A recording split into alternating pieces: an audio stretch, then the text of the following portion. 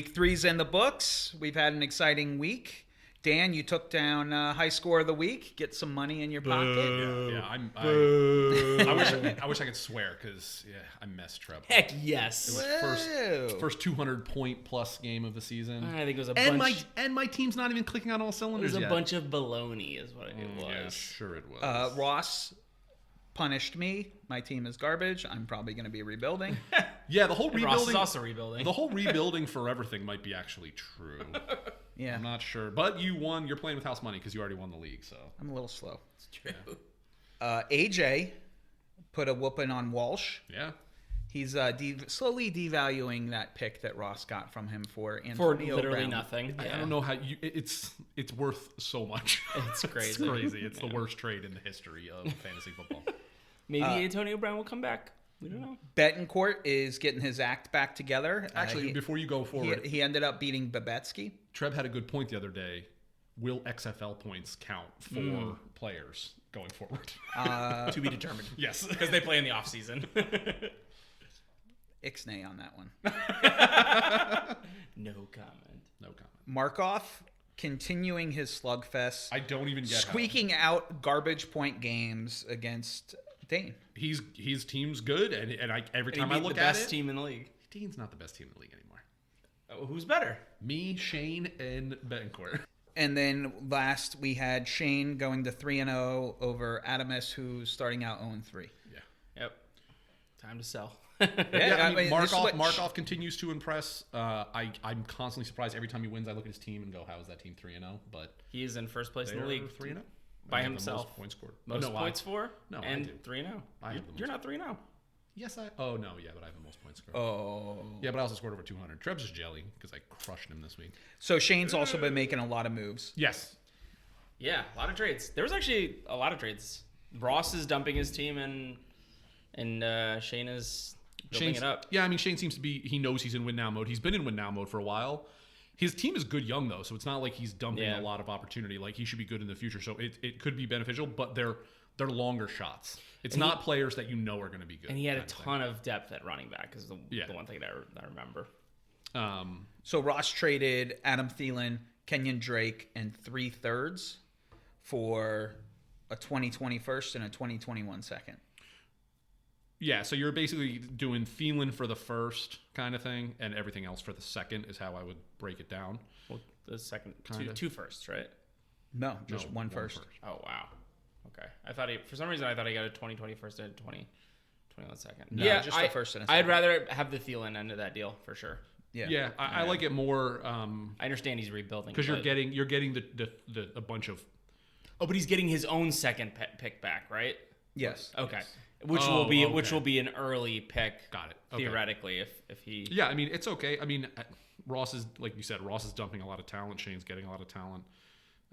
I like Thielen for a Ross first is when you're trying to rebuild.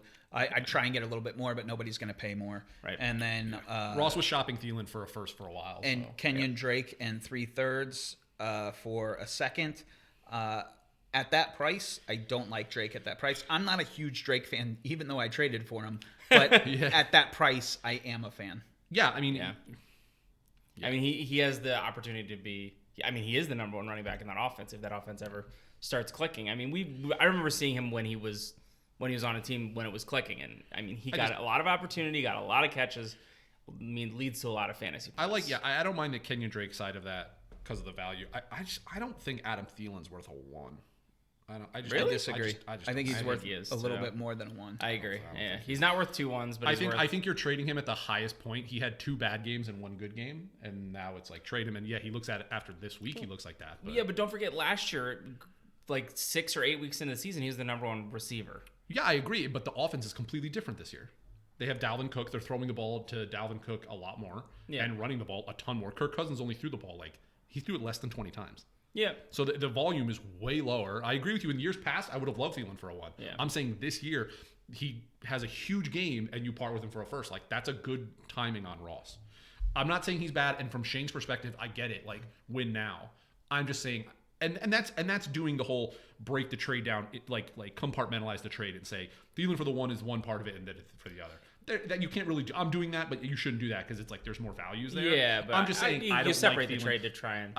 I don't like Thielen for just a one straight up. But it's also going to be a late first because it's Shane's first. Yeah. Which, yeah. So that's true. Yeah, I'd much rather have the Thielen end because, I mean, with that first round pick, there's no guarantee that you're going to hit. Like you look at the first round picks from this year and last year, like some of them hit, but a lot of them don't. So you can't. There's no guarantee that you're going to get that sort of production. And Thielen's on a contract in Minnesota for the next 2 or 3 years. So a small trade here. Also, Blake Martinez, Joe Schobert, Ross traded them both to Walsh for a third apiece. So I was on the subway going home, and that popped up, and I typed up the text saying I'll take both of them to Ross, and it was just sitting, and I was underground waiting, and then I popped back out, and he's like, too late. I was like, dude, you posted it 3 minutes ago. He's like, it was too late. I was the same way. I don't know. That's way undervalued. It's way undervalued. Yeah. It's like the previous trade. I want to go, good job, Ross. In this trade, I'm like, what is? Those are the two. Those are your linebacking core. For good linebackers are worth somewhere between a second and a third. Like, it's like a third plus. I agree. I would have paid. Plus, I would have paid more. They're both young in up and coming defenses, and they're locked into those positions for at least 4 to 5 years. It's the higher end of the value. The only thing they're not is super young, but they're not old. Yeah. So their value is at least a low 2, in my opinion. So, and getting rid of both of them, it just seems like his depth now at linebacker. At some point, both those thirds, or at least one of those thirds, is going to have to go towards a linebacker. Yeah. So you're basically trading them for picks that are going to go back into that position. It doesn't make any sense. So we also have another trade. I traded with Shane for I traded away Lindsey and a 2021 second for his 2021 first, and Tyler Boyd. And Tyler Boyd. That's where it starts to lose me a little. I still like it. Philip Lindsay, there was a little bit of jawing about how he was going to get replaced by Hoyce Freeman. He's still by far and away the one. But Tyler Boyd is potentially going to be the one in Cincinnati going forward. So I think there's value on both ends. I do like Shane's side of it a lot more. Tyler Boyd's for trade. Because Shane's first, like we mentioned before, Shane's first is going to be way farther. Tyler Boyd has a lot of upside in that offense. I mean, when AJ Green was out, I mean, he's been balling out. I mean, obviously John Ross took away a lot of that hype, but I think that's kind of a mirage. I agree with that. I feel like Tyler Boyd could be one of those guys that ends up in the transition period in that offense where they're going to go to a new quarterback, new coaching staff. Next year's going to be a transition year. Hopefully they're going to get a new quarterback. So all of a sudden you're going to be 1 or 2 years down the road. Is he going to be producing? Then AJ Green retires, and then he becomes the one, has to learn the one side of the offense. It just seems like one of those guys where I agree he has all the talent in the world. He looks really good. I worry about him. I don't think he has the value of, say, somebody like Philip Lindsay, who appears to be cemented in at that one. Yeah, he's the one in that offense, but it's not like he's dominating 80% of the touches, 90% of the touches. It's still close to a 50-50 split. So, and he's small. He's an injury away from, True. And I like that trade. That trade is a lot closer than the other two for me. That one's pretty, you're seeing value for both people. It's a rebuild. Yeah. Like I'm just trying to build up stuff for rebuilds. The other thing too is that Jim's in a rebuild, so he wants to load up on receivers as opposed to running backs. And I want to let go of guys that I don't believe in for the long term. Right. And like you see with both of your trades, you're picking up pieces that you think you can turn. So like Kenyon Drake, who's a 1, Tyler Boyd, who's currently a 1, you pick them up and then you try to turn them back for draft picks. Yeah. Okay. Yeah. So I understand the value for both people on that big time. And you adjusted your prices for Cam and Jimmy, and Ross is looking at Larry Fitzgerald for a second, which I think solely comes from us talking about him in text. He is not worth a 2020 second. No. He's worth a 2020 third or fourth. Yeah, not even close to Antonio Brown. Jesus. No. I mean, he's good, and he'll produce this year to wide receiver 2 standards, maybe wide receiver 3, but I don't think he's. Or he'll play for 5 more years and be awesome because every year Larry Fitzgerald. He's retiring. Larry Fitzgerald's supposed to go downhill. It would not surprise me if he kept playing after this year. I know he said he retired, but the most I've ever seen anybody pay for a retiring player in their last year that's performing is a third, and I still would never do that. Yeah, but now's the time though. The value's there. He's got a ton of touches, ton of targets in the air raid offense. This is when you part with him, or you try to part with him for that. That seems high. He's close enough to breaking some of those records. If he gets that close, and it takes him another year or two to he's surpass, gonna play. He's gonna play. Dan, that would fill out your roster beautifully. I'm good. I'm good. Just a 2020 second. Did you see my score? I scored over 200 points, and I crushed Treb. A mirage. Yeah. A mirage. It's a Super pride over here. All right, so going into this week, after last week's podcast, we didn't have a lot of corrections. I mean, the Lions still continue to baffle me, and their target spread is baffling. I don't understand what's happening. And are they good? They might be good. I don't know. We'll get into that when we the get to Eagles the game. suck. I know that. Yeah. And the other thing, which is great for a couple of people, is the Saints' demise seemed to be vastly overblown. They look pretty good. Kamara had a ton. Thomas had a ton as well. Good coaches And are gonna Taysom, yeah. not good. No, and Teddy looked pretty good. I think Teddy's going to be okay. We'll get to that when we get to that game. The first game of the week, Thursday game, Titans lose to the Jaguars 7-20. I was starting to have faith in the Titans defense and excited for them this year, and that defense just let both Gardner Minshew eat you up. Both teams are now 1-2. That would have been the correction. The first week, they couldn't have looked better. The Titans, they look like they were built to last, ground and pound, really good defense. They've gone slowly downhill, like to now we're in week 3, and I don't get it. They're being beaten by the Jags. The Jags are terrible. And Mariota just looked awful. He looks real bad. It's ugly. I mean, there were passes where it was literally just like a screen pass, and he overthrew the guy. His accuracy, that's one of those things where the Jags are going to have the benefit of a young quarterback and going in and looking at Gardner Minshew and thinking, can we get rid of Foles already? He was 20 for 30, 204 yards, 2 touchdowns. Looked sharp. Yeah. And he's got that whole swagger, which you love out of a young quarterback. And Jacksonville's defense looked fine. Yeah. I mean, Chark seems to finally, this is one of the mark-off spots. Chark seems to once again be looking like the guy they wanted when they drafted him, where they drafted him. But the Titans, man, they have such inconsistency at every facet of the game, and their strategy just seems wanting. They threw the ball a ton. Yeah. And I know the score ended 20-7. They're in the game. You should be running the ball. Yeah. And they just weren't. And that they have a great running back that's just a ground and pound running back. And but that was it for that game. There's not a lot there to talk about. So the other part with that game is Leonard Fournette.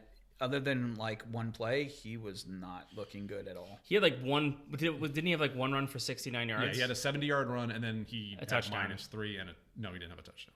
He had some receiving. Did he? I thought he scored after that 69-yard run. I thought he ended up scoring, but I could be wrong. But yeah, he looked awful. He had negative, and then I was very surprised. Yeah. I mean, I don't want to overreact because I have him. I think their offense has a lot to figure out. The Titans' defense is still good. I cannot believe that they're that bad. I mean, I think they'll get it together. Yeah. It is Vrabel. I do. I think Fournette was carrying a ton of the load because they were. I mean, if you watched the game, they were stacking the box up and being beat us with Minshew, and he did, and that was really impressive. Minshew. Every time we do it, I feel like it's too racist. It seems like teams are going to now have to respect him a bit more, which will open it up for Fournette. But that was going to be the game where you stack the box and go beat us with him, and he didn't.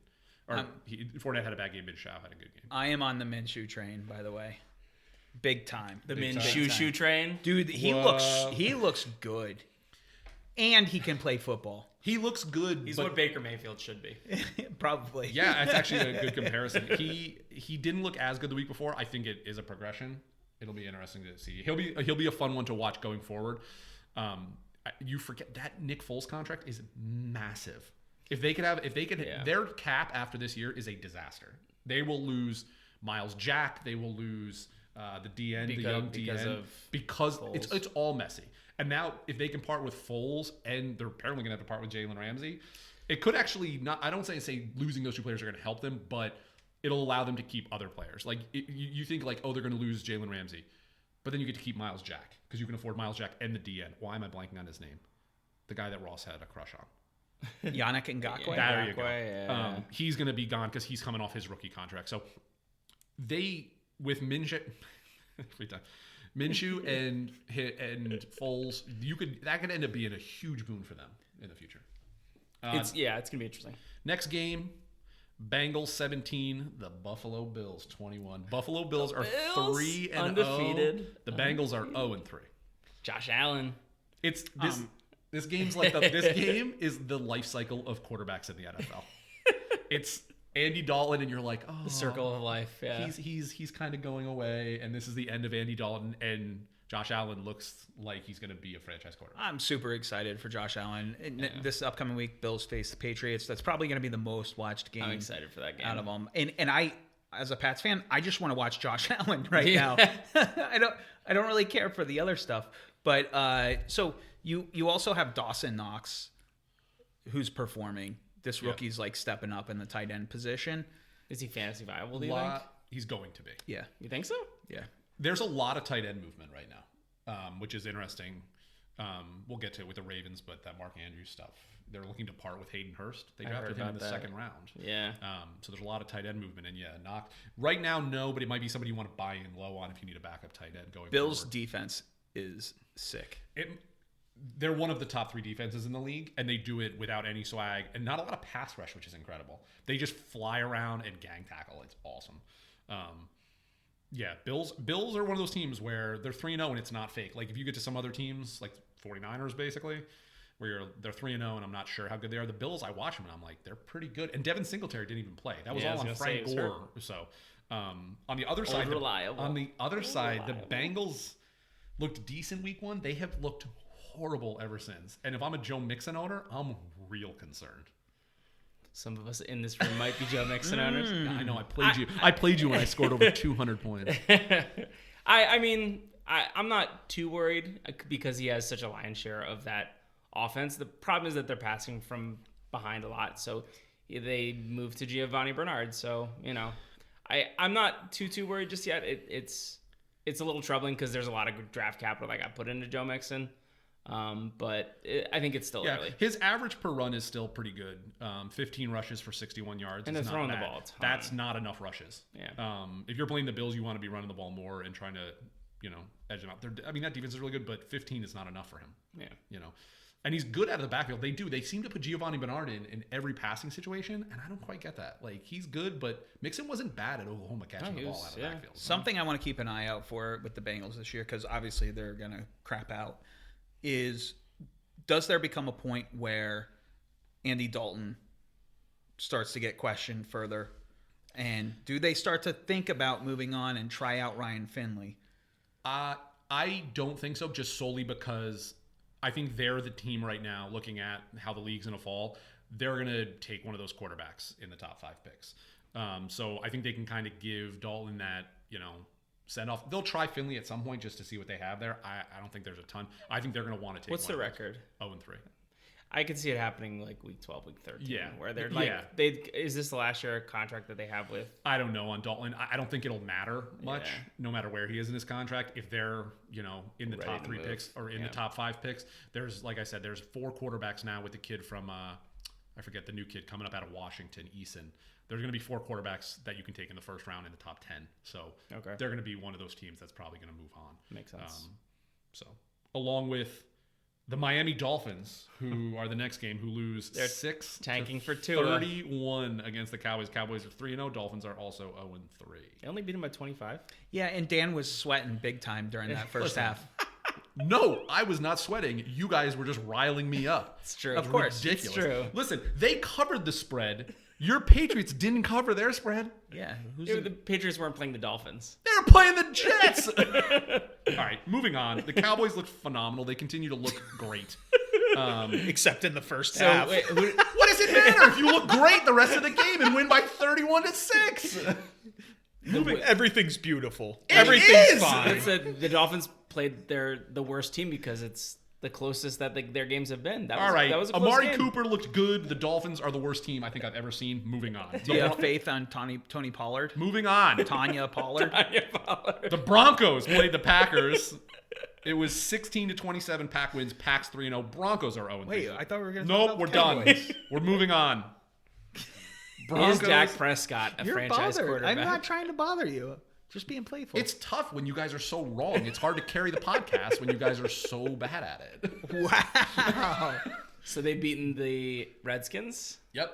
And the Giants and the Dolphins. Listen, if you listen to the New York media, the Giants are awesome now. They are one of the better teams in the league. Apparently, Daniel Jones is one of the top 3 quarterbacks to ever play the game. He's better than that. Hall of Fame bound. Hall of Famer. Yeah. I mean, I think the Cowboys are good, but I think still the jury's a little bit out on it. You can't say that they're a top 2, top 5, maybe top 5 team, maybe. Okay. But they haven't been tested yet. That's what we want to know. Let me ask you a simple question. Name me one facet of that team you don't like. Quarterback. It was a serious question. If I'm not going to get a serious answer, we can move along. No, that was a serious answer. Yeah, I mean, explain to me in the first 3 games what you don't like at Dak Prescott. I like what he's done in those 3 games. I don't like what he's done in other games against competitive teams. Yeah. Okay, I'm just saying if you look at the other top 5 teams in the league, there are glaring issues with those teams. They're good enough to overcome them, but there's glaring issues. Out of the top 5 teams in the league, the Cowboys are easily the most complete team. And I'd be the first one to tell you where they're bad. Hey, Dan, look, I'm not knocking the Cowboys. You are knocking the Cowboys. You're just defending like this is your maiden that you need to defend or honor. The point is I want to move on. I want to move on from this because it's like you guys are trying to get a rise out of me, and you are. No, we're actually trying to talk about it. Yeah, no, this is a real conversation because I mean, yes, they're 3-0, but the 3 teams that they played are historically not. So I said this before we started. What's the difference between the 3 teams they played and the 3 teams the Patriots played? Who have the Patriots played? The Steelers, who are 0-3, Miami, and the Jets. I mean, maybe the jury's out on the Patriots too then. But it's not. But the Patriots haven't changed from last year that much, and they won the Super Bowl last year.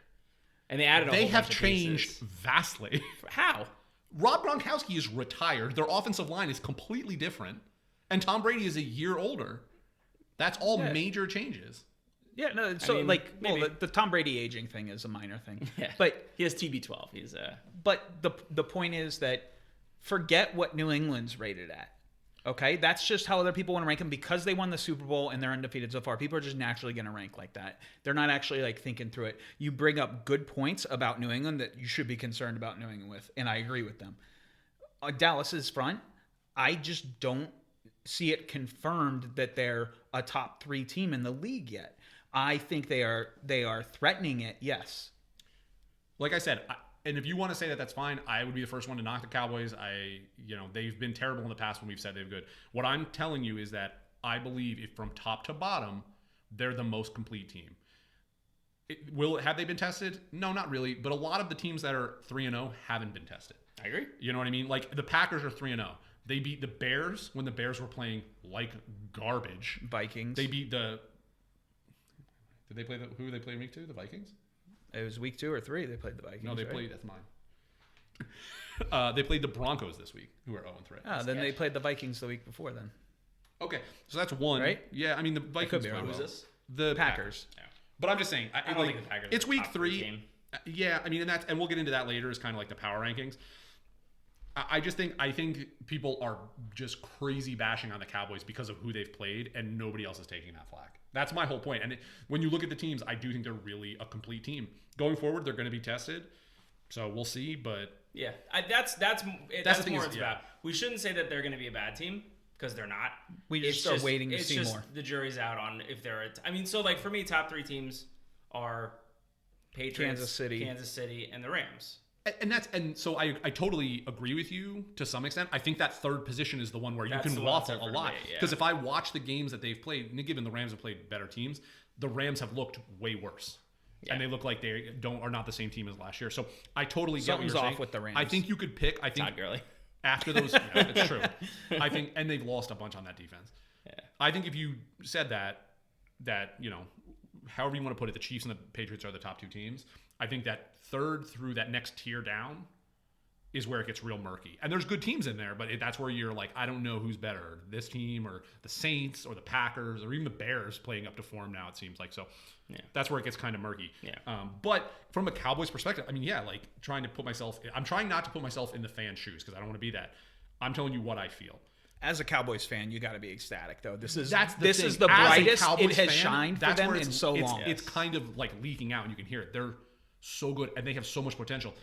One of the things that I said, anything in our text that you guys can confirm, as who we thought the coaches were that were going to get fired.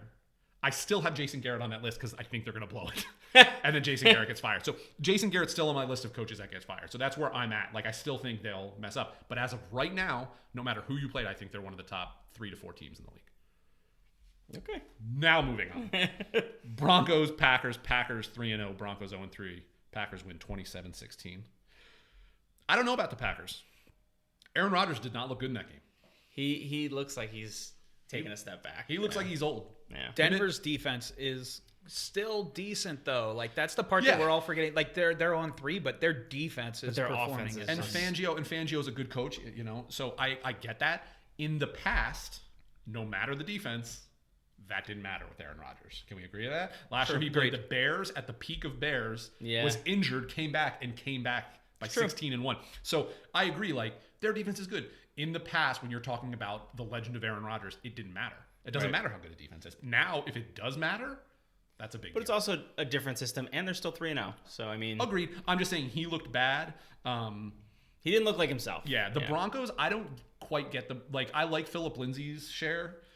They don't seem to like the fact that they have 2 of the better young receivers in the league with Courtland Sutton and Deshaun Hamilton. They throw the ball solely to Emmanuel Sanders and Phillip Lindsay. He's always like ultra reliable. It's crazy though. He's a good receiver. You should be trying to. I love Emmanuel Sanders, and I think he was one of those guys in the drafts, especially in redraft, you can get super low. Oh yeah, I was high on him and Larry Fitzgerald. I was like, they're old, but they're gonna get their passes because they get them every year, no matter what. Moving forward, I think they're one of those teams where you got to go. You should be focusing on some of these younger guys. You have really nice pieces on offense, other than Flacco, Noah Fant, Deshaun Hamilton, Courtland Sutton, Phillip Lindsay. All those guys are younger than 25. Why is their offense not better? Yeah, I don't know. You know what I mean? Joe Flacco. Agreed. That helps. I would get those younger receivers involved now, so when you can move on from Flacco, they're ready to go and pick up the slack when you get a young quarterback in there. From the Packers' perspective, their younger receivers looked good. Marquez Valdez-Scantling looked great. He looks like he's cemented himself as the number. Yeah, he actually is tied with Devontae Adams for targets. So very excited about that, and he's not coming off the field. If you watch their games, him and Adams are always on the field, and they're rotating the third position. So he's you can still. I have him. I love him. I'm very high on him. We know this. You can get him in a lot of leagues, and he's a great buy low right now. So. Any other opinions on that? Yeah, I think Packers D is solid, and that might be part of why Rodgers doesn't feel threatened to have to compete for his life. Yeah, and Aaron Jones looks good. Aaron Jones looked a lot better too. Yeah, I mean, the Packers. I think it's a different system. The Packers are in a new system, which, like you said, to start out 3-0, I bet they didn't even think they were going to be 3-0. I think they would take 3-0 and run with it no matter how they got there. So yeah, it's true. The next game, Falcons, Colts. Colts win another close game, 27-24. They're 2-1. Falcons are 1-2. Falcons, yeah. I mean, the Colts look good. I tell you what, look good. Matt Ryan, I've said a couple times, he looks old, and he still looks old. He looked not bad. Jacoby Brissett looks awesome. Yeah. The Colts, I'm impressed. Like that was a put together team. Like they were going to compete this year with Andrew Luck and with Brissett, and they look like they're going to compete still. I'm going to call it right now. Jacoby Brissett plays till 45. Okay, so as a Patriots fan, or now you kind of like, I wish we hadn't got rid of him. That's 2 quarterbacks that are looking not bad. I actually like Brissett more than Garoppolo. I would too right now. He looked phenomenal, and he looks so composed. I think playing last year when Luck was injured, and being from the New England system, I think he is handling everything that's hit him super well, and he just looks so composed and looked phenomenal. 310 yards, 2 touchdowns, and they, like you said, I was talking about how balanced the Cowboys are. They're very similar. Yeah. They have a great team top to bottom. Yeah. And I think they have pretty decent depth too. Yeah, I'd be very excited if I was a Colts fan. I mean, Ross isn't here. The Falcons, I would be concerned. Last year they weren't that great, but they had all these injuries, right? This year they don't have any injuries, and they're still not that great. Well, no, they do. They lost Keanu Neal, right? Comparatively, they had, 6 starters injured on defense last year, and that was the big excuse. Neal's out for the year, isn't he? Yeah. They have every weapon. They have every weapon you could want on offense. And even Devontae Freeman played up. He had 88 yards. From a fantasy perspective, this makes me want to get those pieces because they're going to be playing from behind so much. Yeah. That it makes me want. I wanted Atlanta players going into this redraft season. Yeah. I want them even more right now. I'm surprised Freeman's not balling out more. He's getting a lot of the target share. Ito Smith's in, but he isn't that utilized. It seems like Freeman should be Yeah, he had an uptick this week. I have him with an uptick, but it was just kind of great, 88 yards, but that's kind of the low. That was the floor I wanted out of him. Yeah, exactly. The way they hyped him before the season was the way they're using him are 2 just completely inconsistent with each other. You said though, playing from behind, if you're a Julio Jones owner, you're stoked. He's playing now. I don't think it'll last all year. I don't think it'll last all year because he's gotten hurt in the past. But as of right now, he is just they're feeding him. Love constantly. him. Yeah, he was my number 1 receiver going into the season pre-draft. Same. So. Colts fans excited. Falcons, I would be concerned. Next game, maybe the game of the week. Ravens, Chiefs. Ravens hung in there, 28-33. Chiefs win 3-0 for the Chiefs, 2-1 for the Ravens. But I mean, the Ravens, you're not gonna hang your hat on that one. Lamar looked good again. Yeah, they are so much better than I think anyone thought them to be, and everyone's waiting for Lamar to fall off. And passing, he's not. And then when he runs the ball, because this game he kind of opened it up. Yeah, you're like, oh yeah, right. That's a problem. He's a running back. Yeah. Mark Ingram looks awesome. He looked great. All downhill from here. Yeah, probably. Yeah, I mean, Sell. Now would be a good time to sell, but he's amazing. He's put up big numbers. And I mean, I'll be the first one to admit I had no interest in Hollywood Brown going in the first round of the draft, and apparently they're like, "No, we really like him, and he's going to be our one." Yeah, I mean, he was the first one off the. I mean, the thing is, if you looked at Lamar Jackson's stats last year, he was like passing for like 180 yards, running for like 80 yards, and maybe throwing one touchdown and running for a touchdown. So like, how do you fit that into an offense with wide receivers? Why would you ever draft any of those guys? And Mark Andrews is like going like bananas, and Marquise Brown is going bananas, and it's just like, where is this coming from? Like, I mean, Ingram had 103 yards and 3 touchdowns. Yeah, the whole offense is benefiting. It's similar to what the Chiefs do. It's Patrick Mahomes is so good, everybody goes nuts. Yeah, I mean, that's the only thing that happened to the Ravens is that they're great. The Chiefs are just insane. Yeah, and that's something that like I can't harp on enough is that Mahomes, that offense is insane. It doesn't matter who's on the field. Whatever receiver is on the field, whatever running backs on the field that's playing, they're going to put up fantasy points. We might be watching the greatest offense Mahomes is all time. Mahomes is so fun to watch. It's crazy. It reminds me of when Brett Favre was in his prime, where it's just you turn on one of their games and you're just like, this is so cool. Like, it's so fun. It just slings like a 70-yard. You're like, oh, there he's gone. Touchdown. Like, they just have their entire receiving core is just a bunch of burners, and it's just like, all right, give it to him. Nobody can catch him. Touchdown. And it's funny because they gave Tyreek that huge extension, but this was the first game too where you saw with Mecole Hardman 97 yards and a touchdown, and you're kind of like, man, like they do have a lot of weapons. Yeah, I'm curious what happens with McCoy because I remember hearing reports that he was limping walking into the game, and he's old. He's going to be dinged up and done at some point. The question then is relative to Damian Williams. Whatever happens there, if both of those get knocked out, is it Darrell Williams?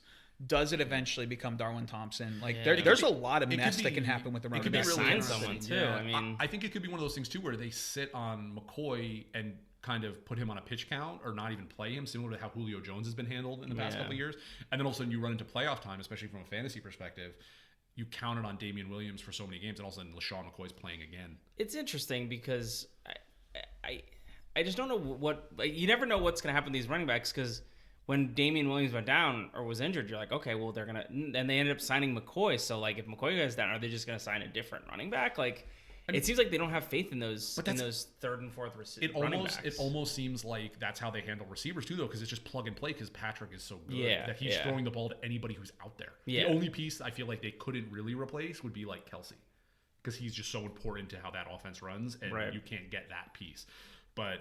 Tyreek Hill goes down, and Sammy Watkins and all their other players are insane. Fill right in, crazy. But that's just more reflective of Mahomes than those players. Yes, I totally agree. And like I said, the Ravens looked great, but the Chiefs are. I mean, a lot of people will have the Patriots as one, you can make that I have argument. Chiefs as one. I don't know how you don't have the Chiefs. I mean, the only thing about the Chiefs is their defense. They spent a lot of money on those parts. None of those parts are playing well. Yeah. You would hope Frank Clark and Tyrann Mathieu and a couple other pieces would start playing better by the end of the year, but Frank Clark they gave away their first round pick for, and he is done. I have the Chiefs ahead. If another significant injury occurs, then I have the Pats going ahead of them. Mm-hmm. But like Pats usually manage injuries development in the season for how teams can handle depth. Yeah. So like that's where I think that their comes edge out of is. coaching too. I think because I think Andy Reid's a good coach, but I mean Belichick's the best coach of all time. So I mean somebody had a good point. Andy Reid though, if he could get a Super Bowl, he would immediately go to like top 5 coaches. Oh yeah, it's crazy. Every time, it's all he's missing. Yeah, his offenses are always amazing. Those teams, both the Chiefs and the Patriots, have a lot of growing to do. So like, it'll be interesting to see. Like something like the Cowboys that we were talking about, even the Colts. Those teams want to maintain what they've got going on, just super status quo. Both those teams, I think, have areas to grow where you see how filthy good parts of them are, but you go, if we want to get past that other team, basically the Patriots are looking at the Chiefs, and the Chiefs you have to get better at that one facet. So that'll be interesting going forward. They're just so fun to watch. But the Ravens are too. Those two teams, if you can catch one of their games, it's so fun. Ravens still have a lot of identity to figure out, I think. Agreed. But once they do. Yeah.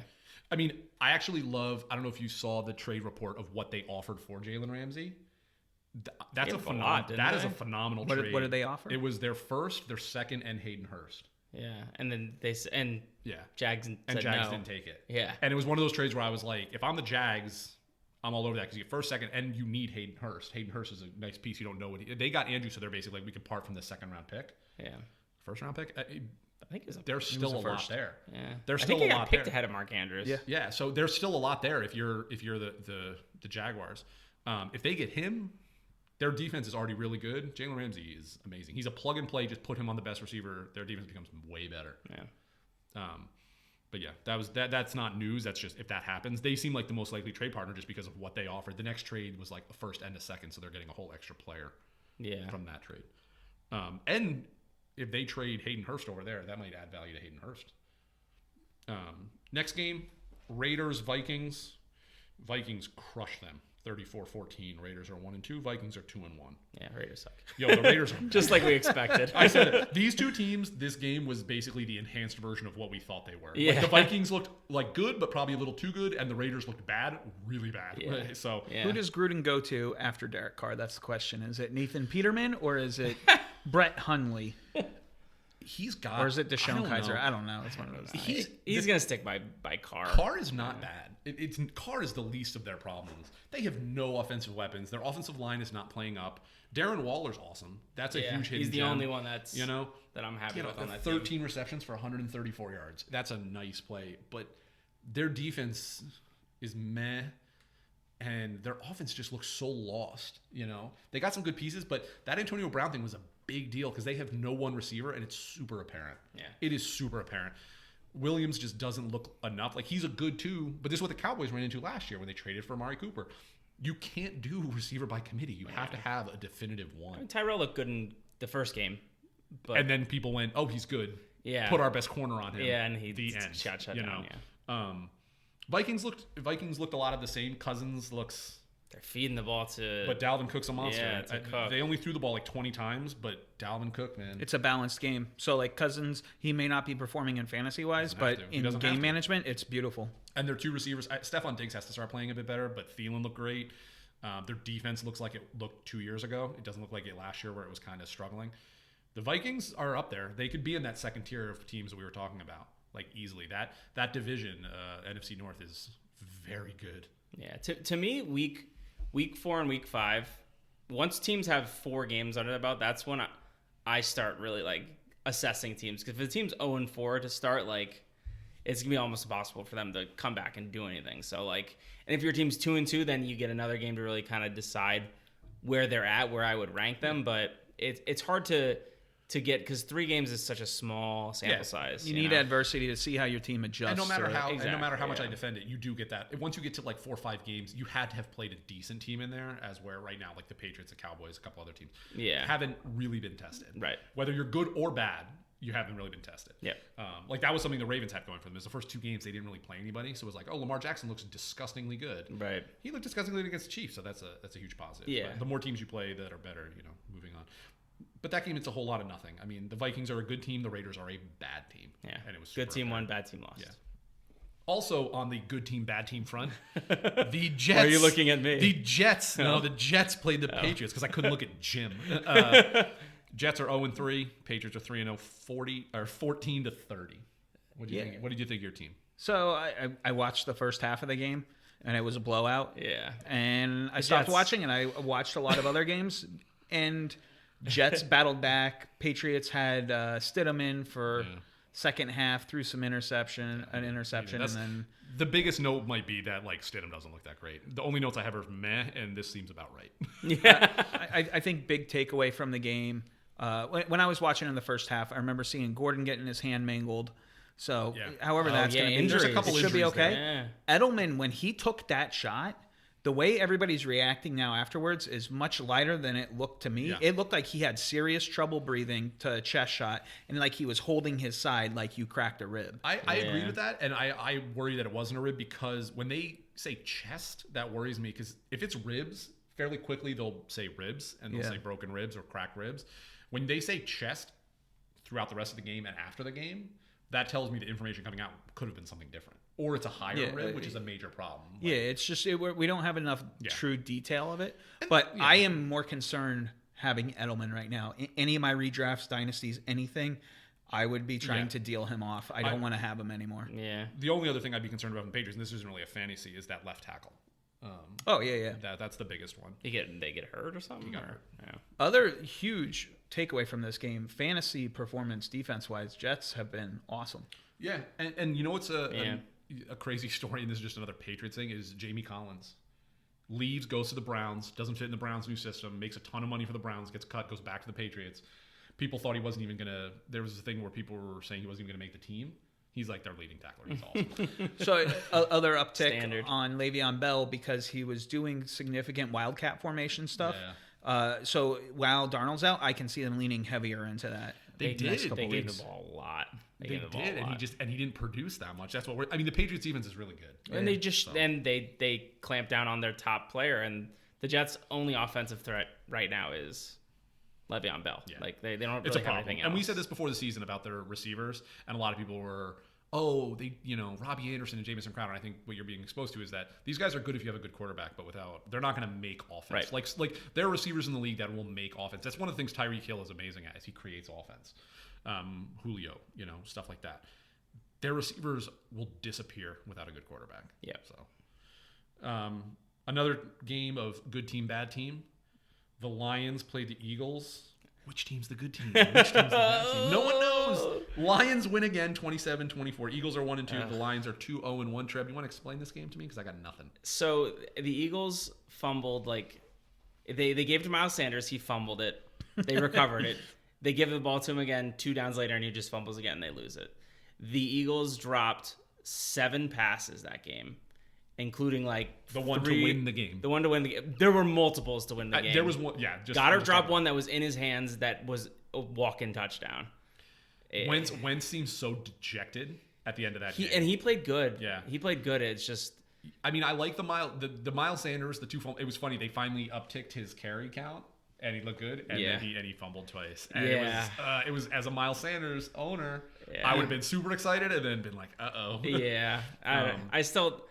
That Eagles offense, they just bring in too many different running backs all the time. It's impossible. But yeah, the Eagles need to get their receivers back, and they need to catch the ball. I mean, Goddard was supposed to be sure-handed. He had a bad drop. Aguilar dropped 3 or 4 passes that were in his hands.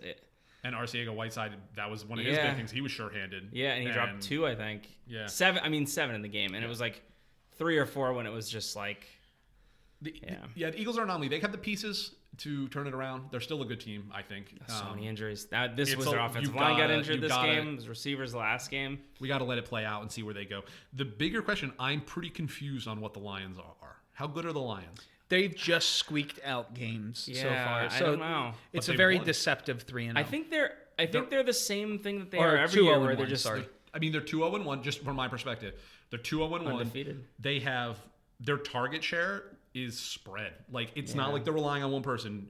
Jones, 9 receptions. Amendola, 5 receptions. Galladay, 8 receptions. Hawkinson, 4 targets, but only 1 reception. Yeah. But they have a lot of good pieces. Kerryon Johnson looked a little bit better. Their defense is good. Their defense last year was top 5. Hawkinson also was targeted in the red zone where there should have been some touchdown action going Agreed. on. Yeah. So just so we're not getting blindsided about Hawkinson's value. No, that's why I know. That's why I put the targets for him as opposed to the receptions. It's just one of those things where until I'm proven wrong, the Lions have played good teams. They played the Eagles and the Chargers, and the funny thing is the tie is to the Cardinals, but the 2 wins are good teams. Yeah. So it's just interesting to me. Patricia turned that defense around. Defense is pretty good, and Darius Slade didn't even play, and that's their best defender. Yeah. Their offense seems better. Like you said, when they prove us wrong, when they go the wrong way, fine. But as of right now, the sample size I have, like you said, weeks 4 and 5 are going to be big for them. But they look better than I thought they would be. Put it that way. I mean, definitely... a win's a win. Yeah, I think the Eagles lost this game more than Detroit won the game. Yeah, but if you're owners of their players, owners of Marvin Jones Jr., Galladay, Amendola, or even Hawkinson, Kerryon Johnson's the one where I'd be a little. But I like those pieces. I'm not. The Lions face Kansas City this week, and this just screams of Kansas City crushing them. Yeah, and I don't think that means as much. If Kansas City crushes you, I don't know how much that means. We're gonna find out what type of team Detroit is. Yes, I think that's a good way to look at it. In week 5, find out what they are. Yeah. Next game, Panthers Cardinals. Panthers finally win 38-20. Panthers are 1-2. Cardinals are 0-2-1.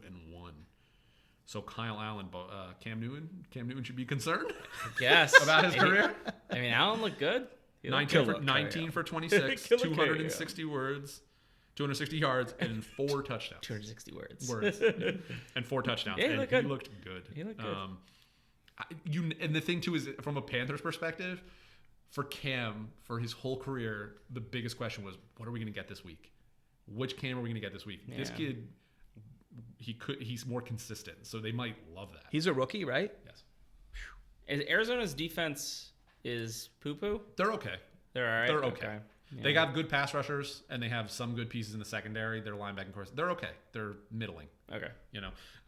It's nothing to, scoff at. But the Panthers, I mean, Olsen looked great.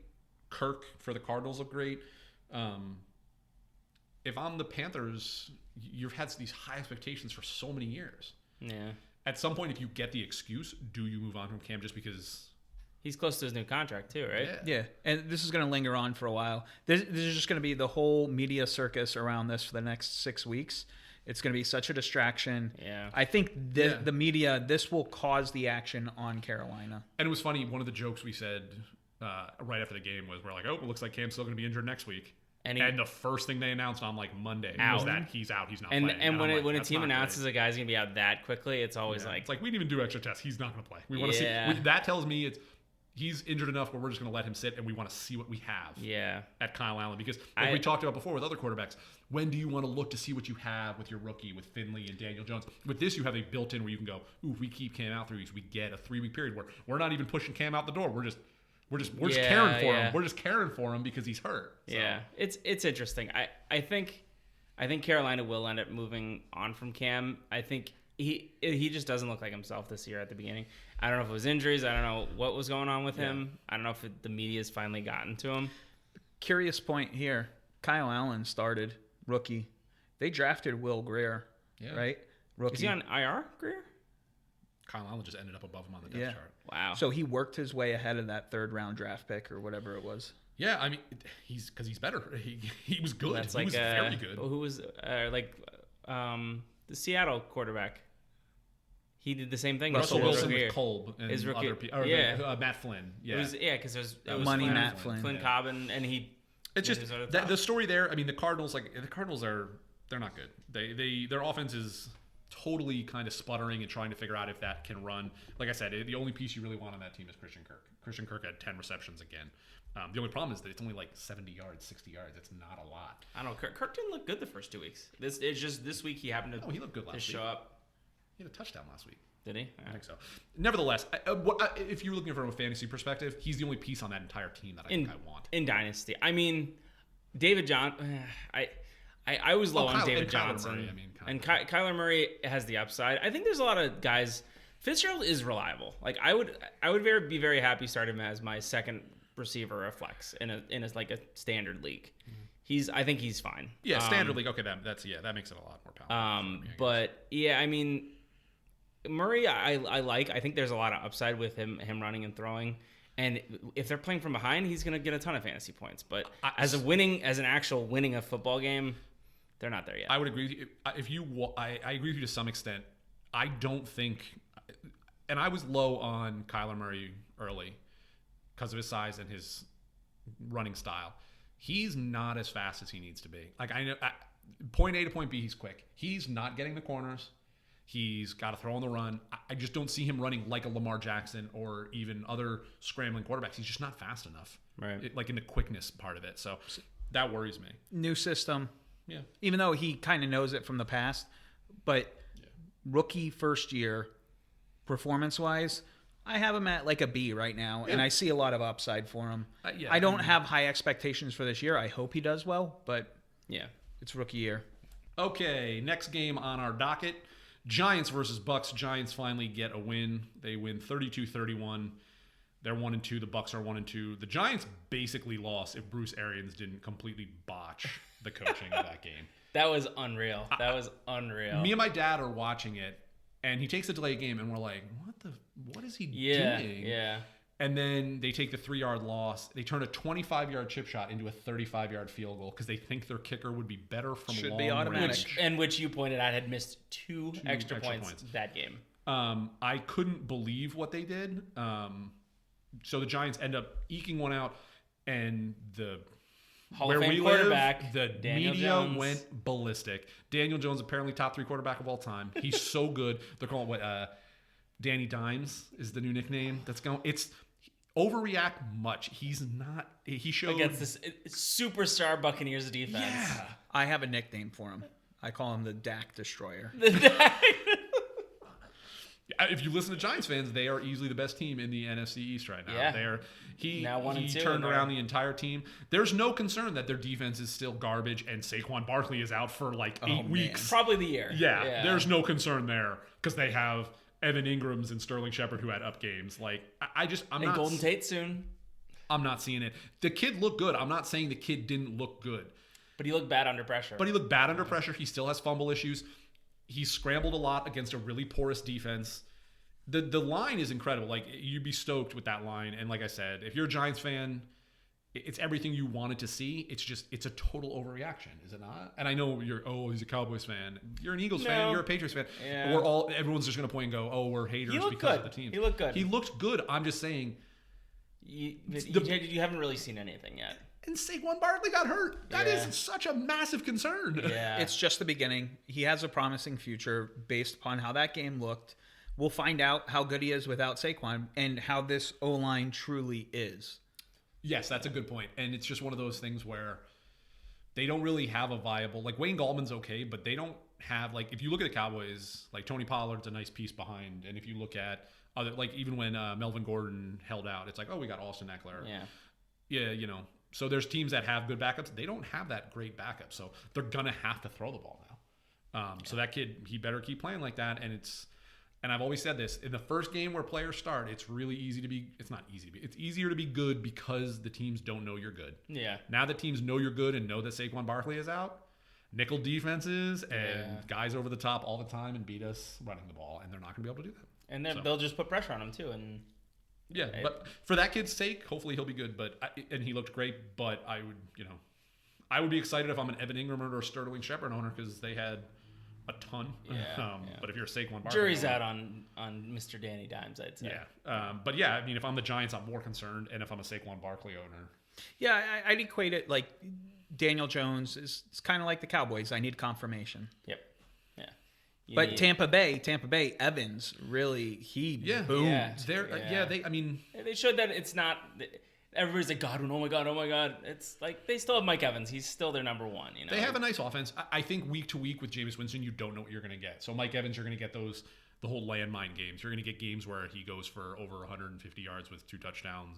But like, he disappeared for a half. Like, at the end of the half, he disappeared all the way up to the end. Then he had one more reception to set up their game, what you would think would have been their game-winning field goal.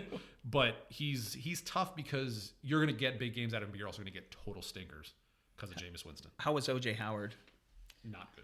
Now's the time to buy in on O.J. Howard because people are like, I'm seeing him getting dropped in redraft leagues. He's doing the same thing. I think it's like 3 points ish. It's little bits here and there. They're trying to work him in, is what they're saying, but he hasn't been there yet. The only thing on that Godwin's okay, but you really want Mike Evans. But even the running game, like Peyton Barber and Ronald Jones, now are splitting time more than ever. Yeah, so you're not where you're going to get there. Jameis Winston is so inconsistent, so it's a tough offense. They put up points, but you're not quite sure how they're going to get there. So, but Giants. I think it's part of the media circle we're into because the New York media is just crazy about him now, and it's just Yeah, I can't wait till he's like crappy for like 3 weeks and people are like, you know what, we're gonna have to draft a quarterback. We're gonna have to go back to Eli. But but this is the other side of this. This is the part that hasn't been talked about. They made the quick decision to start Daniel Jones after 2 weeks. You don't do that unless you're like in preseason. You're like, wait, he's better than Eli. We should have been going with him. We need to do that because you're gonna lose some of the locker room, whatever, any of that jazz. So this gets back to Eli was not doing as good the past couple years, and even despite looking somewhat decent in the games where he played, Giants fans still just are still in denial after they've moved on from Eli, and they have no idea that they have. And this situation where you put the kid in week 3, it's a really hard situation for that kid to win. He has to now be good, like you said, Trev said. Like, if he's bad for a couple weeks... Well, he should have lost this week. He should have lost. Yeah. But he's going to be, that's a real test. If Eli wouldn't have been great, you leave Eli in for 6 to 8 weeks and give this kid the back half of the season. That seems way more reasonable. And to Eli, too. This is a guy who won you 2 Super Bowls. Doing what you did, this kid is now, he's in the frying pan. Like, he's got to be good now for a while without Saquon Barkley. So you put the kid in a really hard situation, too. And all the New York media was calling for it, but I don't quite understand why. Even from my perspective, I like waiting a little bit on your young quarterback to make sure the game can kind of slow down and get it, under control. Do the Giants trade Eli right now? I don't think there's any value. I don't think there's enough value there for them to do it. It's one of those things where you would take a massive PR hit, and that does eventually become a thing. I think if you let him get to the end of the season, I think there's a good chance he retires. So you kind of you play the good guy card, the Peyton card, where he's behind this kid, but he's helping this kid, and he's a great teammate. It's basically what he couldn't get with the Geno Smith because it went so sour. Yeah. So I think you keep him and you try to be like, he's helping as much as he can, and then hopefully he'll retire at the end of the year if he wants to keep playing. I'm sure there'll team that want to get him off free agency, but I don't think you can get value for him. And I think what I heard on the radio in New York media, who knows, I think they said that he's not going to waive his no trade clause because he has a clause where he has no trades. Yeah. So I think they were saying that he's not willing to move it. So he's going to end up staying in New York. He's a similar situation to Peyton and Andrew Luck and a lot of these quarterbacks that put a ton into that community. It means a lot more when those quarterbacks, faces of franchises, leave teams because, like when Peyton left Indianapolis, there's a hospital wing named after Peyton Manning in Indianapolis. Like, that's crazy. You put and Drew Brees is the biggest example of it. Like, it's one of those things where they're like, oh, when do they move on to Drew Brees? I don't think they ever do, and I think a lot of those players, quarterbacks now, will end up retiring in their cities just because, they should pay him the rest of the year, let him help this kid. I think that's the thing that's been overstated too. Is I think he wants to help the kid. Eli Manning is a good guy. They bashed him for so many years, and I think he's only there to help at this point. Yeah. He's getting paid, so yes, a lot. Next game, Texans-Chargers. Texans win 27-20. Texans 2-1. Chargers 1-2. Keenan Allen, man. Keenan Allen, big game. 13 receptions, 183 yards, 2 touchdowns. Yeah, he's getting targeted a lot. But as the news told us this afternoon, tonight, is that the holdout's ending for Melvin Gordon. It looks like he's going to show up at practice tomorrow. My big note on this game is Chargers are 1-2. They've lost some really close games. When are they going to overreact and pay Melvin Gordon because they're 1-2? Very surprising that they're 1-2. Yeah. Good team. The Austin Eckler, their backfield doesn't look bad. I mean, it's the same thing where Phillip Rivers looks a little bit older. We've talked about his how long it is to get his throwing motion out. Their defense isn't playing. Their defense, everyone thought was going to be like a lockdown. The Texans scored 27 points, and the Texans, they were targeting everybody. Their receivers all had like 5 receptions. Yeah, it was very even. So it was hard to have a Houston receiver, But if you're the Chargers, it's like, where did the defense go from last year? Because that was the big thing. Their offense was good, but their defense was sick. Yeah. And the only piece they're really missing right now is still Derwin James, who's still. And where's Mike Williams? Everybody's hype. Yeah. I mean. Yeah, Keenan Allen is their primary target. Mike Williams is probably the biggest candidate for the preseason hype every year. Yeah. And then some guy who just does nothing. Yeah. He's like the reverse Larry Fitzgerald. It's true every year. Larry's too old. He's going to be terrible. Nope. He had 100 receptions. Really but yeah, Texans, they still don't look like they're a great team. Small game from Hopkins. Yeah. Same thing. The running back situation, Duke Johnson not living up to the hype. No. Carlos Hyde looked better. He seemed like their primary. Their other receivers. Their receivers, it's really spread. If teams focus on Hopkins, Will Fuller had 5 receptions. I think Duke Johnson only had 4 touches last game. Stills had 6 receptions. So they spread it out really well. I just don't think their defense looks that good. Whitney Merciless looks like the only part of that defense that looks good. Even Watt's JJ getting double covered. Yeah, and Whitney Merciless is reaping the benefits. But I don't know. They're 2-1. They beat the Chargers, who are a good team. I'm not that high on the Texans in general. But yeah, it'll be very interesting to see going forward the Chargers, the Melvin Gordon thing, because is he just going to break his holdout because he has to play? Is he going to get paid because they're overreacting to a 1-2 record? Yeah, I don't know. They're saying he's going to show up to practice. Yeah. So it sounds like he's showing up without a contract. Yeah. Unless they put that contract back on. The only thing I can think is that they reinstitute the one deal they offered for $10 million a year, the big one that they offered that didn't make him one of the top 3, but was like right underneath the top 3. Yeah, that's the one he clearly should have taken. So they could just be like, if you want that one, you can have that. Let's go back and get this working. I don't think it's going to solve any of their problems. No, I don't think so either. Melvin Gordon's a good guy. He's a good running back, but Austin Eckler is like one of the better parts of that offense. So, yeah, he's been looking good too. So, yeah. But yeah, that's something to definitely watch. And that'll have massive fantasy impact because if everybody that has Melvin Gordon or drafted him is really hoping. Yeah, they can finally put him back in. Okay, Steelers, 49ers. If I told you that game, one team was going to be 0-3 and the other one was going to be 3-0. It wouldn't be the Probably other be direction. the reverse. Yeah. Steelers lose 20-24. 49ers 3-0. Steelers 0-3. Thank God they traded that first overall pick. Yeah, for Minka Fitzpatrick. And Mason Rudolph did not look good. No. He looked actually pretty terrible. Yeah. A lot of his stat line got deceiving at the end. But the 49ers defense, is it good? Yeah. It's pretty good. Maybe that's part of it. Yeah, but his stat line was bad. You don't make that trade for Minka. I'm sorry. Totally. I totally agree with you. That's one of those trades where the Dolphins are taking a lot of heat.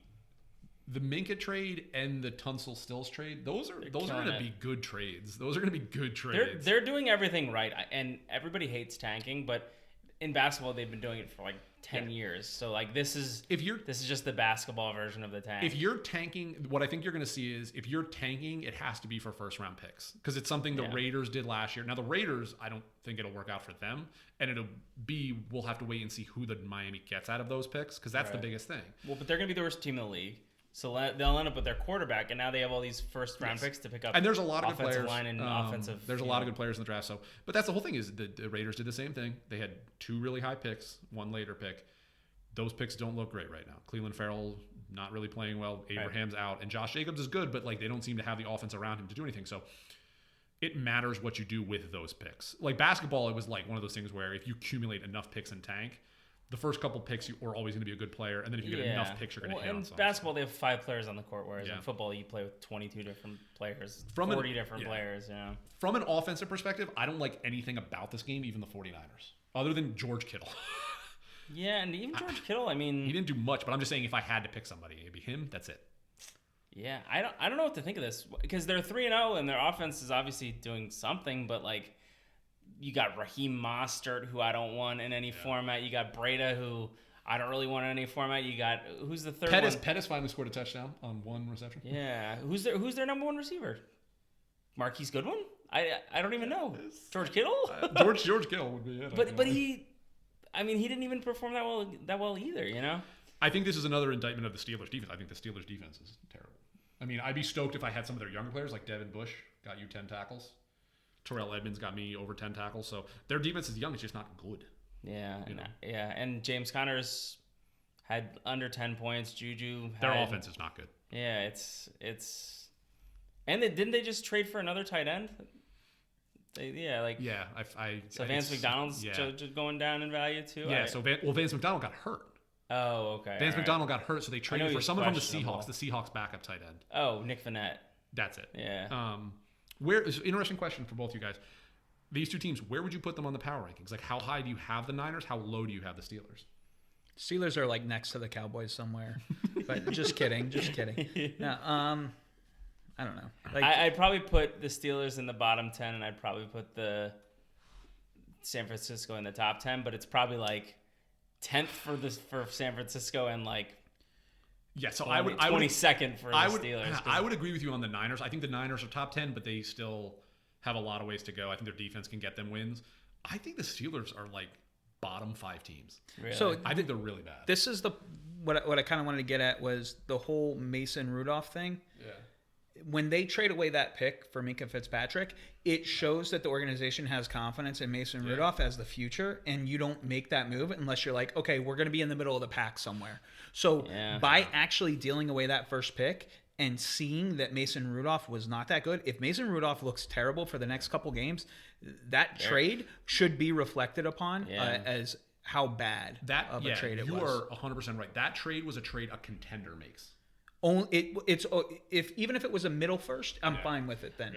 I think we're also kind of under, like, Minka Fitzpatrick's a great player. Yeah. And they have him through 2022. I wouldn't say great though. Like, what has he done so far? Like, he's been good, but if you have a middle first next year, it's well worth it. Yeah. If you have a top 5 pick next year, it's not worth it. Right. that's Yeah. what you can get at, and most drafts top 5 is insane. What you can get out of this top 5, especially if you, like you said, it almost shows proof that you think Mason Rudolph was the answer, and you were going to be a team that was trying to sneak into the wild card, because the quarterbacks you can get to replace Ben if he's on the decline is too high. Plus, I mean, the defense, which is still weak, and the receiving core, which is weak now, you could have really attacked in this draft, and now you can't at all. And like you're better at safety. You have good safeties. You have good secondary. Yeah. To some degree. I totally agree with you, Jim. It showed faith in Mason Rudolph, and it showed the fact that they thought they were going to be a contending team, and they need another safety, and none of those 3 things are true. Yeah. I don't think Mason Rudolph is the future. I don't think they're going to be contending at all, and I don't think they needed a safety. Yeah. The sick thing too is once again the Dolphins are sitting with all the cards in their hand. Yeah. They if they end up with a top 5 pick from the Steelers, they can easily deal it off to the Bengals. Whoever's going to end up needing one of these top 5 quarterbacks, they'll take Tua, or they'll take whoever they think their number 1 quarterback is going to be next year, and then they're going to have this top 5 pick to just deal off for like 1,000 more picks later in the draft, first next year, or first this year. They're gonna, and there's teams in the draft that have 2 first-round picks. So even if they move down in the first to get somebody up to get their quarterback, like if they end up with 2 top 5 picks, like you said, that means that they'll go top 5 with their pick, and then they'll have 3 first-round picks later on if they can get 2 first. So if they can, exactly. Yeah. On the 49ers side of the ball, I don't have confidence in Garoppolo. The receiving core is still a mess. Yeah. Obviously, none of us could pick out who the wide receiver one was. I don't know. I have no idea who. I think they're confused about it. Yeah. Like, it was weird. Pettis didn't get a single touch, and then he had the touchdown this week and a little bit more. It was like, what's going on? Like, do you know who you want to focus on? And like you said, Mostert, like, where did that guy come from? And Wilson Jr. or whatever. So, like, I don't want any of those guys. Coleman's who I want. He's the one that hasn't done anything because he's been hurt. And if you look at Kittle came kind of out of nowhere. It's like, are they trying to just duplicate it? They're like, oh man, we're just gonna find these diamonds in the rough and throw it to everybody. It's not gonna happen all the time. Yeah, but they're 3-0. Yeah, so. They have a lot to I think they'll be. Their defense is really good though. Yeah, and I think one of those receivers will. I don't know if it's gonna be Goodwin. It's probably gonna end up being Goodwin. I think one of those receivers will kind of. Yeah. Go above the curve, and it'll be the one that's just on the field most. And I think it's between Goodwin and Debo. Yeah. Oh, that's true. Actually, yeah, I forgot about Debo is having a huge season. He looks he's outperforming. Yes. The problem is this, and a lot of teams will run into this. Is he going forward? He is a slot receiver. Yeah. You can't just have a slot receiver. That can't be your only receiver. You need the pieces around them to make them better. Except the Giants, who have only slot receivers. Yes. So good point, Jim. Debo looks really good, and he was somebody that I was not high on, but we'll see. Next game, Saints 33, Seahawks 27. Both teams are 2-1. Saints demise. Little overblown. Teddy looked good, and Kamara, they look like they're going to lean on Kamara. So if I'm a Kamara owner, we kind of said last week, there's some concern there. Apparently not, because they're going to give him 9 receptions and 20 touches. I think Jim's the one who said it, is that they're just going to game plan. They're going to make it work, because that coaching staff is amazing. They'll be like, okay, you're our quarterback this week. Give us a week. We'll figure out a plan, and it's going to make it work. And they did. Same thing Jim said, and you said it last week too. The Taysom Hill thing, they clearly tried to get him involved. Wasn't working, so they went more to Bridgewater. But clearly it was in the strategy that stuff was an option. So if it works against other teams, they're going to use Taysom more. Michael Thomas still got his touches. Got back on track. Yeah. The only issue would be just that is a lot of touches for Kamara, who's a fairly undersized back. He's touching the ball a lot. So he looks great, though. He does. I don't get. He's a beast. I don't get how he's as good as he is. Yeah. So for 2 years when he first came out, he was nothing at Tennessee. He was not sought after. And I still look at it and I'm like, just tackle him. But it's one of those things where after 3 years, I'm like, they can't tackle him. Yeah, he's so super elusive. He keeps moving. It reminds me some degree of Barry Sanders, where the legs are just always moving and going side to side. So it's very hard to hit him with a single hit. You got to grab onto him and wait for somebody else to come. Yeah. It's like the whole old video game concept where it's like you can never tackle anybody with one player. You had to get 2 on him. He is going to be this is his 3rd year in the league? He's going to get paid. Well, is he? Or are they going to they're gonna sit and tag him all this whole time. He's on a huge contract because he was like a 5th round. So he's probably making like 6 figures right now. Oh yeah, for sure. So they're gonna hold on to that. They're gonna push that. I guess that he doesn't have a 5th year option because he wasn't a first round pick. Is that how that works? Yeah, yes.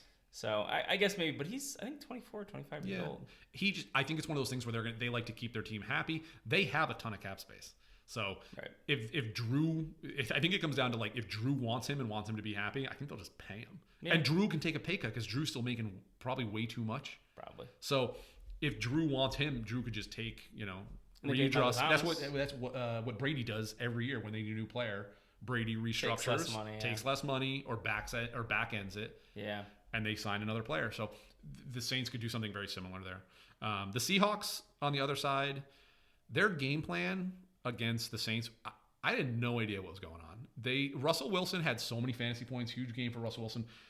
He was super confusing. Like they threw the ball just so much.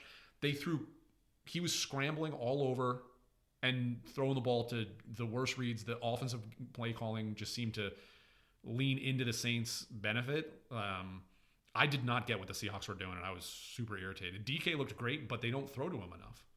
They throw to Tyler Lockett constantly, and the tight end Disley, who's I don't know where he came from, but he's a nice ad if you could figure out where he came from. Yeah, Brian Schottenheimer is the problem. It always has been. Anytime you look at the offensive coordinator for any team he's been offensive coordinator for, it has been garbage. Results fantasy-wise, on the field, just ton of running to try and set up stuff, but never executing on what you're setting up. So I think that's just going to be the nail in the coffin for Schottenheimer at the end of the year. I wouldn't be surprised if they miss the playoffs and he gets fired at the end of the year because it just seems par for the course. Yeah, I mean, they have plenty of talent, and the running game, it looks like Carson and Penny are a good two-headed back. They just look confused. I don't get their strategy. Like, I'm watching the game, and I'm like, they're good, but they also outperformed expectations last year. Everybody thought they'd be garbage, and they end up in the playoffs. So maybe this is, defense is good. I mean, they just, I don't know. But they confuse me. It's also a Russell Wilson thing. Every year, people expect him to be so like 12th, 13th rated QB, and then he always ends up being a top 5 QB, and you realize that Russell Wilson is that damn good, and to bet against him any given week is wrong. The Schottenheimer thing is such a good point because I'm watching their game. I hate their play design. Like, it was something I said. I forget which team I said it for last week. They don't seem to lean into their own strengths ever. It's the second worst play calling in the league right now. So bad. Are we at the game where we can talk about the first play calling? Yep. So the Browns 3-0, Browns 1-2, Rams 20, Browns 13. The Browns are the Browns. Yeah, they're terrible.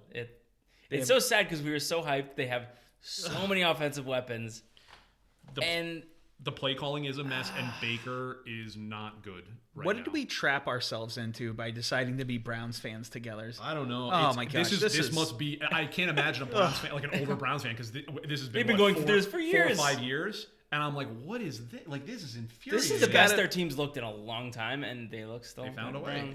Freddie Kitchens and that offensive staff, he calls all the plays.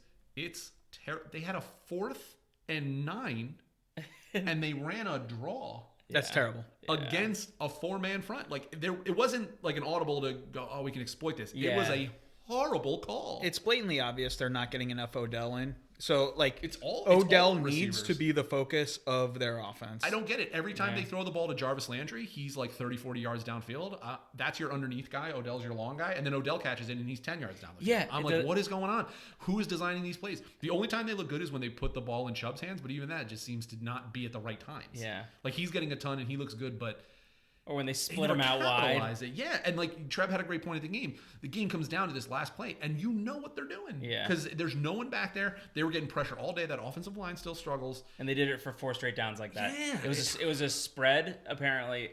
So it was a spread for 1st, 3rd, and 4th down. 2nd down, they had a receiver, but it was the same spread, and Chubb was on the left side, on the bottom, on the not which side is that? Whichever side that had more... Because it was on the hash marks. Yeah. you're not throwing it to Chubb in the open, and you're boxing all your receivers in this tiny little area. And the other thing that can't be overstated was all game with a 4-man rush, they were getting pressure on Baker, and he didn't look good under pressure. And you put Chubb out there, so he can't chip Aaron Donald or Dante Fowler. So it was mind blowing. He's just breaking the pocket too quick. You guys have said this for weeks. Baker is trying to escape the pocket quicker than he needs to. Yeah. He does not let plays develop. And everything floats on him. Even when he makes the right read, the throws are always high. He left Odell Beckham out to dry on multiple throws where he's just getting destroyed. Yeah, he got clobbered. And Beckham is catching the ball, to his credit, but it's just like... Yeah, you see some of those heads. Everything's floating on him. So it's either over their head, which is a dead giveaway for interceptions to the safety, or he's just getting his... Njoku's out. Yeah. Jarvis Landry, he usually is too small, so he's going over the top of him, and Beckham's just getting laid out. Yeah. So,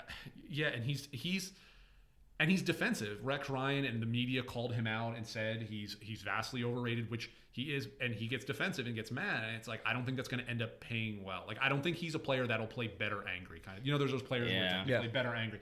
He doesn't. I don't read him as that. Yeah. I read him as he's going to try to force stuff. In college, it might have worked, but I think he's going to go back to college ball and it's going to be bad. Yeah, it'll be interesting to see if the Browns end up, because they took a lot of flack for some of the play calling. Like, everybody is now aware of, like, wow, what were they doing? Like, so it'll be interesting if they make a move at coach again. Yeah. Or change some of the play calling to different people. It's a shame too. Their defense looked good, and the defense was one of the biggest worries. And their defense looked good. Their entire team was backups. Like, they were literally signing people to play safety like that week, and they're like, all right, well, you're gonna start. And it's like, what? From switching gears, the Rams look better each week. I think the Rams look pretty good. I mean, you still only beat the Browns by 7. But Cooper Kupp got way more involved. You're getting back to that team that was before Cooper Kupp got hurt and Gurley got injured. Kupp's getting a lot of targets. He had 11 catches on, and that's the thing, is he had 11 catches on 12 targets. His catch radius is huge. He reminds me of like Wes Welker. He's always catching the balls that are thrown to him. 101 yards, 2 touchdowns. I don't think Goff looked great, but so many weapons. There's so much there. Yeah. Gurley's the interesting one. I don't know. I don't know what he's going to end up being. It was the same thing that we kind of talked about a little bit. I think that in games where they think they should win or are going to win, they're going to pull him back. And in games that are more competitive, he's going to get more. And I think they're almost going to do it strategically, where it's not a pitch count. It's based on if they think they should win, they can win with the other guys, which is interesting. We'll see how that goes going forward. So receiver-wise, it seems like between the three of Cooks, Woods, and Kupp, 2 of the 3 are going to have good weeks. Every week, 2 of the 3. Seems to be the you just got to choose one of the. It's going to vary, I think, week to week. Yeah, I think it just happens to be the first 3 weeks. It wasn't Woods. You know what's funny is I think if you look at how they structure their offense too, Kupp is underneath routes, Woods is middle routes, and Woods is middle routes, Cooks is deep routes, Kupp is underneath routes. Kupp is always going to get the checkdowns and get a ton of. But Kupp also gets the red zone targets. And Brandon Cooks is going to be your explosive, like 1 or 2 catches is 90 yards. Woods is the one where I get a little worried, because the worse Goff plays, the less he's going to try to push the harder throws to the middle of the field. So, but I mean, if you run Gurley and you get their play action working, it's only going to expose defenses more. So the Rams, I mean, they're 3-0, and they're looking a little better every week. The Browns are the Browns. Yeah, they just might have this saran wrap on Gurley still. They're waiting to. They have a lot. Yeah, they have a lot to figure out in their own strategy. Yeah, there's still plenty of room to grow, but they're starting out right, and there's the ceiling. There's so much room to grow for them. Yeah. Whereas there's other teams that we think have peaked purely, like the 49ers right now, and it's all going to crash down. Yeah, if you told the Rams they're going to be 3-0 and try and figure out their offense, I think they'd be like, yeah, we'll take that. Yeah. So then Monday night, the last game of the week, the Bears and the Redskins. Bears win 31-15. Bears are now 2-1. Redskins are 0-3. The Bears are looking a lot better. They look like they that week 1 was a lot of rust. Their defense is just always, like we said this every week, the defense is always going to be able to win games by itself. Insane. They had 5 takeaways. They had 5 takeaways. And this is the whole thing. If Mitch Trubisky can play that well, or even a little below that well, they'll win. Yeah, they'll win. They'll be good enough. Yeah, you put up 20 points, your defense will cover the defense is insane. Yeah. If 5 takeaways, like how are you ever supposed to beat that? You can't. Yeah. And I think that gets to the Redskins.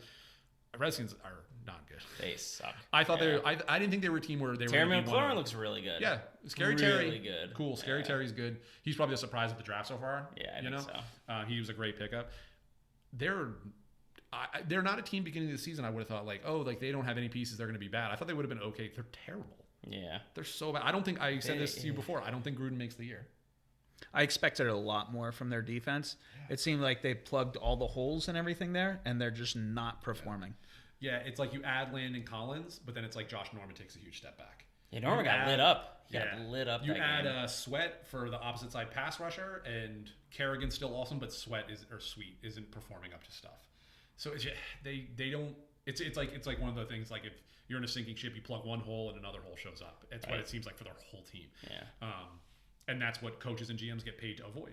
And their running back situation looked awful. And it was another thing where they couldn't get anything going. Thompson was catching the ball, but and they cut to Peterson on the sideline, and he's still pissed, and other players are pissed about how the games are being handled. I think that goes to show in today's league, you look at Jacksonville and this team, if your players aren't happy, you're going to get fired. Like the players are making a ton. Like these diva players, I'm not saying they're divas. I mean, they are. AP's not really diva, but like Jalen Ramsey's a diva. Like one. It's tough when you're bad. If you're not keeping your team, there's a ton of coaches. There's the road of coaching is littered with coaches that probably would have been good coaches, but they couldn't keep their players satiated while they were bad. I think it reveals a ton when Chris Thompson is going to be your goal line back there for a little bit. I get it that it opens up play call selection from a coaching perspective, which I'm actually okay with, but you have AP on the sideline who is visibly upset. You had something from the week previous or 2 weeks previous. There's an inconsistency about your players buying into what you're doing. You're hearing the locker room speak up more. And just AP's actions there in that spot totally tells you the locker room is about to be lost. And that's what I'm saying is I agree. Like if players are divas and you go, oh man, like it's got to be tough to be coaching like that guy. Like if you're Doug Marrone and Jalen Ramsey's one of the best backs in the league and he's a diva, it's gonna stink because it's like you're gonna get fired. They're gonna choose him over you at some point, which they might not because it's inconvenient time. And Adrian Peterson has not had a history of being a diva. Yeah, he's been a good teammate. So you wonder, is that more of an indictment on Gruden than the players? And the locker room was upset that he was a healthy scratch. And the coach and the fans aren't happy. They asked him after the game, when are we gonna, we're 0-3. When are we going to see Dwayne Haskins? And he, like, full-blown committed to Case Keenum going forward for, like, the whole year. He was like, he has a lot of growth. I think he can be really good in this system. We won't see that change for a while. And it was just like, that's not what fans... Why do you waste a 15th overall pick on a guy if... he does have a lot of growing to do. But I don't think that team is ready to have Haskins at the helm yet. Yeah, and he did. He only played for 1 year in college. He has a lot of growing to do. But the way he handled it, And I like the message I agree with. I don't think you're going to put Haskins in because I agree, like you said, it would fail. But from the fans' perspective, 15th overall pick. So I think you handle that question a whole lot differently. I think you go, for right now, Case Keenum's our guy, and he's good and he can grow in our offense. But Dwayne is the future of this team. So at some point, we want to see what we have there. That's how you handle that. Yeah. It seems like every time these teams have a switch at quarterback, they don't know how to handle it at all. The Giants showed this multiple times. This team. Just answer the question better. Just be honest and kind of, be nice about it, and you'll satiate. Everyone will be happy. I know Dan's with me on this, but I can't wait till Bryce Love comes back and he's healthy. Boy. You which both will are be this year, right? Yeah, but I mean, it just makes sense. I mean, Chris Thompson's old. Yeah. Adrian Peterson's old. AP's he's acting like a diva. Geis is done. I understand Geis is out for the year. Who knows if he's his knee might be compromised. It's very hard to come back from that many knee surgeries. Bryce Love was hyped up for the past couple of years. And he's exactly what they need, especially with Dwayne Haskins, where he can catch the ball, run the ball. He's going to end up being everything. I think there's a good possibility he ends up being like a bell cow by the end of this year. I hope so. Just because they're going to start trying. They're going to start. I mean, he's going to come back healthy at some point this year. They didn't IR him. I don't think. Well, he's IR for the first 6 weeks. 6 weeks. Okay, so he's IR on before the season started. Okay, so if he's healthy, I think they give him a shot. I think they could try to coincide him with Dwayne Haskins. That's the one thing. I think to some degree, if they're really bad, I think they're one of those teams. Dan Snyder is a shyster, and he's also the GM. Where they could midway, they could be one of those teams that goes, we're going to tank too. Like, if we're terrible, we're going to leave Case Keenum in so we get a top 5 pick. Right. You know what I mean? Yeah. So, because they would really be like, they could really use one of those receivers. If you can put one of those bigger receivers like Jerry Jeudy or CeeDee Lamb opposite McLaurin, and then you get Bryce Love, Dwayne Haskins, your offense is overhauled in a year. And your tie team is all rookies. Yeah. And then you just got to work on defense, so. Yeah. And they're on the rookie contracts. So you get 2 or 3 years on these guys. If they end up panning out, team could be good. The Redskins are an interesting team going forward. That's the week. That's any other observations? The only thing I have is Daniel Jones. I hope the kid's good, but I just need the media to calm down a little bit. I think the main underlying theme for this week is that, like, we're still not sure on everybody. Yeah, there's a lot of teams that have shown something, and it's like, okay, like Detroit, okay, they look good, but then we're also like, Pittsburgh looks like garbage, but they spent like. So I think there's a lot of question marks. We kind of have an idea of where the teams are trending, but we need confirmation probably in the next 2 or 3 weeks. There's some cream, really like you got the cream rising to the top. Like the Chiefs are good, the Pats are good, and then you have like Saints, Rams, Cowboys, Bears, Packers, even the Vikings. But there's a lot of teams in the middle. I mean, Chargers, Texans, Eagles. That need to figure out how good are they. I mean, both the Seahawks and even the Bears. I mean, the Bears look much better last 2 weeks. McLaurin confirmation off of this week. It's crazy. Yeah. There is Chark, not fully confirmed yet. Still need a little bit more on Chark, even though he's had a great first 3 weeks. Every year the Jaguars have a receiver that's what you worry that looks good for the first couple weeks, and you're like, is it going to stay? And you just don't know because they rotate that. And Marquise Lee hasn't really come back fully yet. So when he comes back, does he take more of the targets away from Chark? Is Chark just filling his role till he comes back? Yeah. So is D.D. Westbrook just having a bad start? I don't know. Interesting question I proposed, which could have fantasy. How many coaches do you think are fired either during the year or after the year total? I think it's a lot. Yeah. I think it's 6 or 7. I mean, Washington, it's almost like a given that that's going to happen. It seems like the Browns, it's going to happen again. The Jaguars seem like a slam dunk. Yeah, so I think those are 3 that are and then I think you have guaranteed. The 2 Giants teams, both Gase and Shermer. I would assume 1, if not both of them, are gone. I think it's Gase's first year. But the other years he was a head coach, he was terrible. Right. Yeah, I mean, you're not wrong. I agree with the initial first 3. Yeah. I actually can see the Steelers having a really terrible season and then them saying, we need to move on from Tomlin. I think there's a couple coaches that we look at as good in like legacy, like Tomlin, Ron Rivera, and Quinn in Atlanta, where I think all those teams could be like, this isn't happening quick enough or at all anymore. We're going to move on. So those are, I agree with those. And even Garrett, like in the Cowboys, like if the Cowboys are anything more than the NFC Championship game, Garrett's probably going to get fired. It's tough, man, because if they keep making the playoffs and performing like decently, I think it's. I mean, in the end, Jerry Jones is going to do what he wants. Agreed. To do. They have the kid Chris Richard, who's their defensive backs coach, who's basically their heir apparent, and he's not even their defensive coordinator. He's their defensive backs coach, but he's calling the entire defense. Oh wow. It just seems like he's made to be, or if they can get, what's his name out of Oklahoma, which is a big rumor that he'll be the next Lincoln Riley. He'll be the next coach to come out of college, and he would be a local guy. So that's an interesting one. The Rivera and Quinn ones, like the Falcons, I like Dan Quinn, but Falcons seem to underperform like every year now. I think Ron Rivera is. I think he's probably unless Kyle Allen's like awesome and somehow their whole season recovers. I think he's gonna. I think Rivera's gone. I think Quinn stays, and. I think I could see one of the New York coaches going. I just don't know which one. So me and Ross talked about this a bit. The thing with Gase is, if you remember, Gase hired, then they fired the GM, hired another GM. Right. Threw a lot of money at that GM to have full team control. There's always, with a new GM, there's always a chance he wants his own coach. Yeah. So there's always a chance where if you're going to be terrible, they will use it as an opportunity to go, you're out of here. So that was why I thought Gase would go, just because I think he'll want his own. And he's the other thing. He's a player's coach, like he's a player's GM, like he was an ex-player. So I could see him having a guy in mind, kind of thing. That was the only reason I really put Gase. And Gase was terrible, right, in Miami. Like it was a weird hire when they hired him to me.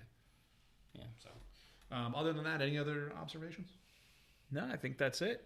I'm excited to see Dan dethroned this upcoming week. Yeah. Somebody put the spikes in. I don't know him. if I mentioned it enough. I scored over 200 points this week. So everybody gets it's lucky. all downhill. All downhill from here. Just like the Cowboys. Hardest schedule in the league. I'm still 2-1. Suckers. Suckers. No, good luck, everybody. Keep having fun. Good luck.